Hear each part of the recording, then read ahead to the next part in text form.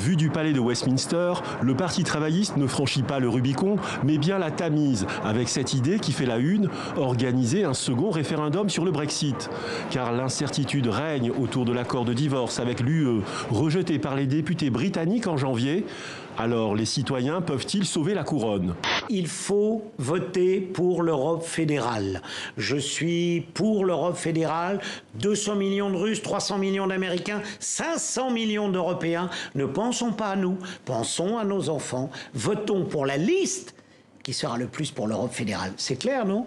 Les réactions s'enchaînent. Regardez par exemple ce tweet d'Aurore Berger. Mon choix de femme et de citoyenne sera de ne plus faire confiance à une marque qui rompt avec nos valeurs. Des centaines de réactions donc, Mohamed, sur Twitter, mais il faut le dire aussi des personnes qui soutiennent la décision de Decathlon de vendre ce voile de course à pied. À 77 ans, le cardinal australien George Pell a été reconnu coupable d'agression sexuelle sur mineurs et de 4 chefs d'attentat à la pudeur. Un premier pas pour les victimes qui réclament une justice ferme. C'est un adversaire qu'on ne peut pas ignorer et il le sait, car c'est le premier dirigeant coréen qui a une bombe atomique et donc c'est une monnaie d'échange et de négociation énorme.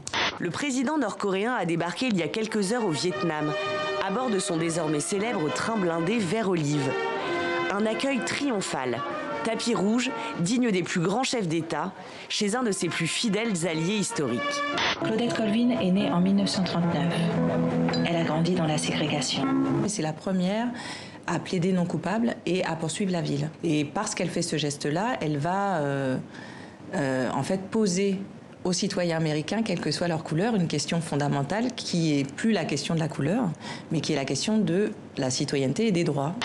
Depuis que je suis ministre, je ne cesse de dire aux acteurs, aux réalisateurs, qu'il ne sert à rien de produire des films si nous n'avons pas de mécanismes de diffusion. Oui, voilà pourquoi il faut travailler à la création d'une plateforme africaine de diffusion de films africains.